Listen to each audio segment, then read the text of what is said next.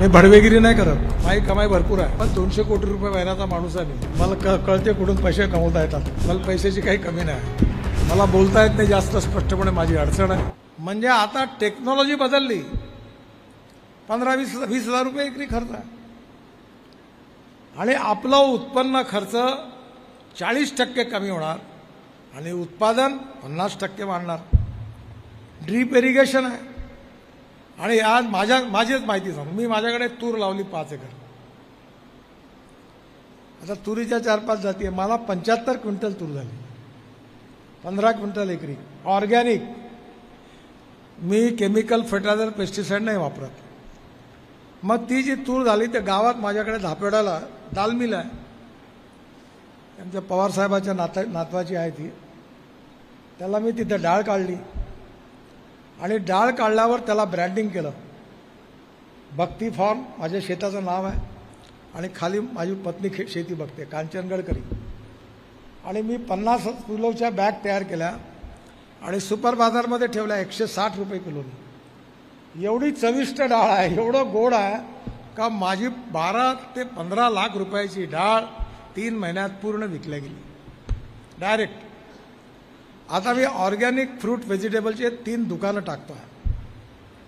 एक आम्ही ऐकला राणा प्रतापनगर चौकात एक शेतकरी बाजार आहे, तो माझा भाजी विकत त्याला मी टाकायला लावतो आहे. एक मनीष नगरमध्ये पूर्ती सुपर बाजारमध्ये आणि एक आमच्या लक्ष्मीनगरच्या बाजारात आणि एक आता वर्धा रोडवर रेडिसनच्या बाजूला आम्ही ॲग्रो विजनतर्फे तिथे टाकतो आहे की शेतकऱ्यांनी आणायचं आणि डायरेक्ट माल. मी पहिलेच तुम्हाला सांगतो, हे काही मी माझ्या कमाई करता करत नाही. नाही तर आजकाल तुम्हाला वाटेल माझी कमाई भरपूर आहे. माझ्या डोक्याची किंमत 200 कोटी रुपये महिन्याचा माणूस आहे मी.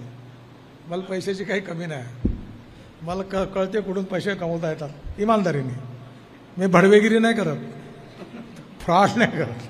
मला डोक्यात मी माझ्या मुलाला आयडिया देतो. आता त्यांनी 800 कंटेनर ॲपल आणले इराणमधून आणि 1000 कंटेनर केळं पाठवले इथून. कारण इराणशी पैशाचा व्यवहार नाही होत. मी माझा एक्सपोर्ट इम्पोर्टमध्ये मुलगा काम करतो. माझ्याकडे माझा साखर कारखाना आहे, डिस्टिलरी आहे, नंतर पॉवर प्लांट आहे. मी माझ्या पैशाकरता हे शेतीत प्रयोग नाही करून आलो. मी प्रयोग शेतकऱ्यांनी करावे त्यांना दाखवण्याकरता. माझ्याकडे इलेक्ट्रिक ट्रॅक्टर आहे, तो 1.5 तास चालतो, जे आत्ता गॉलबन्सीने सांगितलं.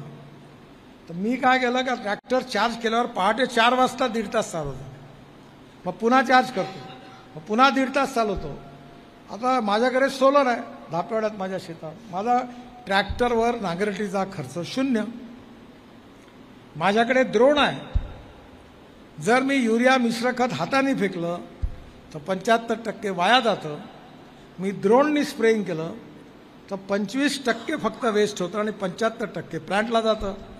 4 पोते युरियाच्या ऐवजी 2 बॉटलमध्ये काम होतं युरियाच्या, 2 मिश्र खताच्या बॉटलमध्ये काम होतं. एकरी 5,000 रुपयाची बचत होते. त्यामुळे टेक्नॉलॉजीचा उपयोग केला पाहिजे. माझ्याकडे इलेक्ट्रॉनिक बैलजोडी आहे, ते खुपरणं गिपणचं काम ती बैलजोडी करते इलेक्ट्रॉनिक. आणि म्हणून टेक्नॉलॉजीचा उपयोग हळूहळू केला पाहिजे.